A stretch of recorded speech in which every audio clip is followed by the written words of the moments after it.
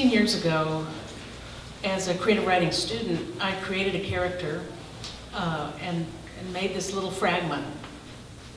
And about 8 years after that, I went back to this character when I was on a trip in Marfa, which does have some of the darker skies in North America. There's competition over where the darkest ones are. So I asked this character if she would be interested in being in a short story. This is, these conversations you have with your imaginary people. And she said that she was up for this. And South Carolina Review was kind enough to publish that short story. So lots more time passed, and I went back to the character and asked her if she'd like to be in a novel. And so far, she's been along for the ride. The premise of the novel is essentially that sometimes the very worst day of your life leads you to having an actual life. So this is from the very beginning of the novel. This is chapter 1 as it stands now. She was responsible for the truth, not in charge of it, but responsible. Did Bob Marley die because of a drug overdose? No. Melanoma. Does urea dissolve calluses? Hydroxyethylurea can, if applied abundantly and often. Was the national debt erased while Bill Clinton was in office? No. The national deficit, yes. True, the federal budget was operating at $1 trillion surplus in 2001, but the deficit is different from the national debt. At first, Celeste received emails of gratitude from the writers at Worldview Weekly. "You really saved my ass," they said. "You're so much more than a proofreader. The gal before you just lectured me on the difference between an M dash and a hyphen, but you really take my work to an extreme level of purity." But after a couple of years, when an outside consultant revealed that very few readers were liking or sharing the articles, the staff writers were eliminated. The publisher changed the site's name to Me First, and Celeste began receiving files from freelance content producers who believed that her fact-checking prowess stemmed from bitchiness.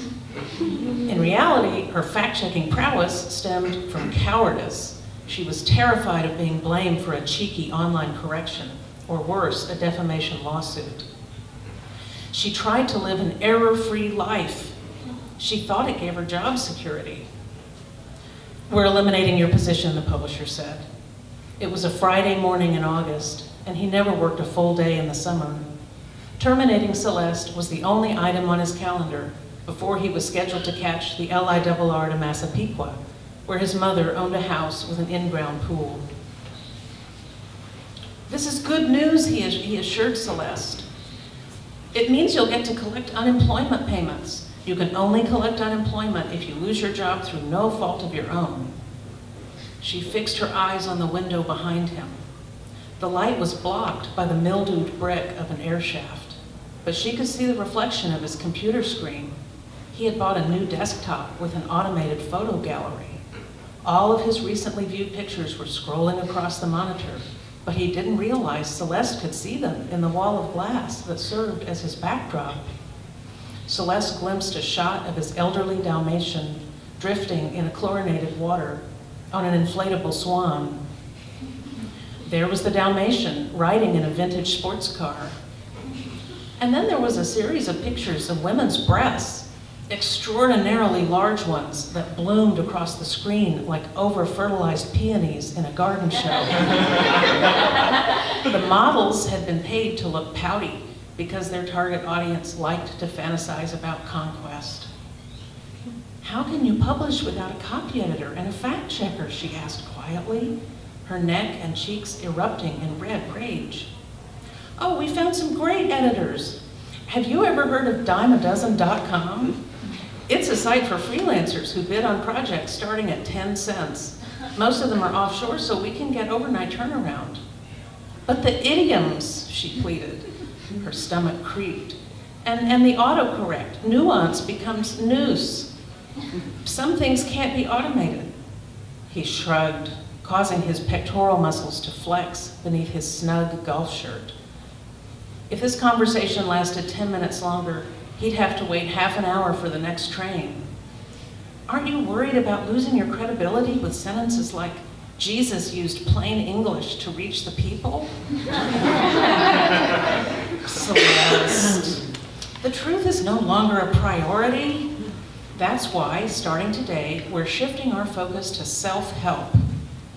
He slid a letter across the desk. They rarely exchanged hard copy anymore. With a surge of nostalgia, she touched the watermarked paper and remembered how much easier it is to read words that aren't backlit.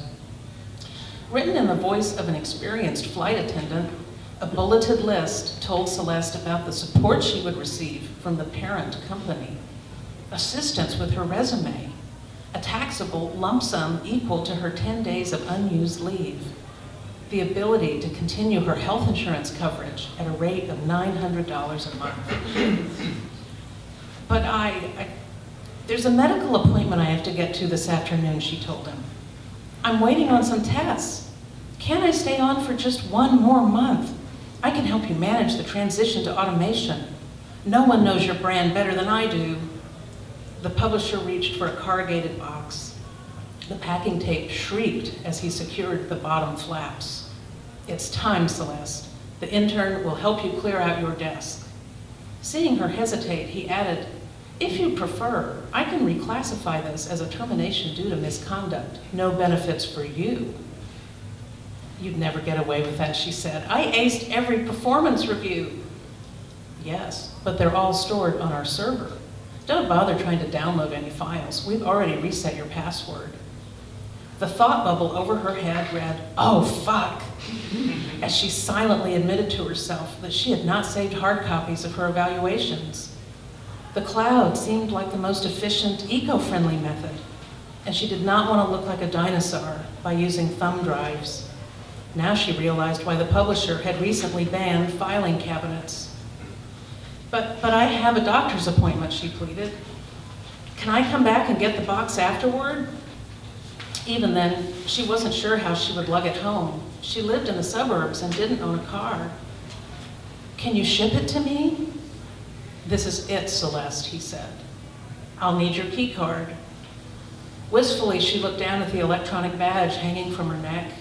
It had become intertwined with her strand of turquoise beads. The employee photo was taken more than a decade ago when she wore a bushy ponytail that the managing editor liked to yank every time he passed her cubicle. There was no managing editor now. There was no editorial staff. The only full-timers would be the publisher and his cohort of banner ad managers who handled sales and analytics, assigning stories to freelancers based on ads that had the best click-through rate. An unpaid intern managed their deadlines. The box was as wide as her hips. She placed it beside her computer, which the intern had already shut down. Celeste's tangible possessions were few. A picture of herself with the original Worldview team, raising their margaritas to toast the guileless, outgoing publisher who had hired all of them originally. Their hangout was a midtown restaurant that served Mexican food on one side of a stucco wall, with a barbecue menu available on the other side. They never ate in the barbecue section. It didn't have as many options for vegetarians. The photograph was pinned to her cubicle wall. She slipped the picture into her handbag, along with a copy of an article that paid homage to fact checkers titled, Are You Completely Bald? Which was an actual article that appeared in the New Republic years ago, and professional fact checkers all know this article and have it up in their cubes as inspiration. She retrieved her Catorama wall calendar. The current month featured a disgruntled tabby wearing a miniature snorkel. She deliberated about the Kleenex box before cramming it into her handbag as well, along with a purple stapler. She slung her lunch bag, potato chips, nuts, dates, into the crook of her elbow, wishing she had been able to take a picture of the publisher's porn. She imagined what it would be like to send it to his boss at the parent company. He would argue that she had violated his right to privacy. Breasts would not be enough to get him fired. Only a drop in revenue would lead to his dismissal. The intern never knew what to say. She stood up and smiled in her cubicle. which was connected to Celeste by a movable wall. The publisher was the only one who had an office. An LED light shone from the cubes of the 3 remaining staff members who wore earbuds while conducting their analytics and did not notice Celeste or her cardboard box. "I don't know what to say," said the intern. Her fingernails were chewed to the nub. She tugged at the ill-fitting elastic neckline of her off-the-shoulder peasant shirt. There was only one item left on Celeste's desk. She despised tchotchkes, but had kept a gift from a reporter who had tried to date her. It was a slingshot shaped like a bat. She pulled the strap toward herself, stretched the black wings, and then released them. A mechanical sound effect squealed as the bat sailed across the room, hitting the publisher's door squarely on the knob. But he had already left, eager to catch his train. The humid air smelled like chemicals and compost as Celeste emerged onto Jackson Avenue, her soft-soled shoes nearly silent against the pavement as she drifted toward the Queens Plaza station. The parent company had moved to smaller, cheaper quarters in Jackson Heights a month ago. She would have to change subway lines to reach her doctor's office on the Upper East Side. The appointment was not for another 2 hours. She hadn't planned to lose her job today or ever. She had felt the guillotine above her head at Me First, and she had not been choosy in applying for fallback jobs. She was willing to take a pay cut as long as she could pay the rent and buy chips and nuts.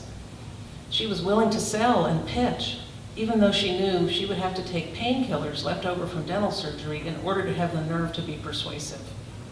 She had created 5 different versions of her resume, presenting herself by turns as an organizer, a sledgehammer, a sleuth, a witty conversationalist, an obedient lackey. She had not been invited for any interviews. She attended a networking event at a historic club, but was asked to leave after she set her highball glass on an 18th century mariner's trunk. She hadn't seen the sign admonishing guests to avoid contact with the antiques. But now an interview was not a luxury. It was a need, not a want. This is what she told herself as she boarded the train that she called E for ecstasy, clattering into a Manhattan station she loathed because she would have to take an elevator to connect to the 6. And elevators were confined spaces from which she would not escape alive if there were a fire. She stood behind a man who was transporting a tall reading lamp. A shiny chrome rod with adjustable screws lay millimeters from her armpit. She wondered if he too was clearing out his office as a result of right sizing. As the train braked to a halt, the man's lamp jabbed her left breast, which was already blue and sore from a biopsy. He turned his head to get a look at her and whispered, "Keep your tits off me," before moving to the center of the car. His words pushed her closer to the edge of tears, but she swallowed them with a deep internal gulp before they could be visible to anyone. No one wanted to make room for her, but her existence inevitably took up space. When she emerged at 77th Street, she gulped the fresh air and adjusted her grip on the cardboard box, which now had a damp corner made soft by her sweat. She paused beneath a well-groomed hawthorn tree on Park Avenue and sent a text to her baby sister, who had recently turned 30, which meant that Celeste would soon be 40. She tried to type, "Lost my job," but autocorrect said, "Lost my dog." She tried again, "Got fired," and then added, "Insurance, $900 a month." The reply was swift and not a text, but Celeste let it go to voicemail in case Nelda was in a bossy mood. She turned up the volume as an aging minivan growled past. "Listen to me," her baby sister's message began. "You're going to be okay. You're better off. That place was a troll farm.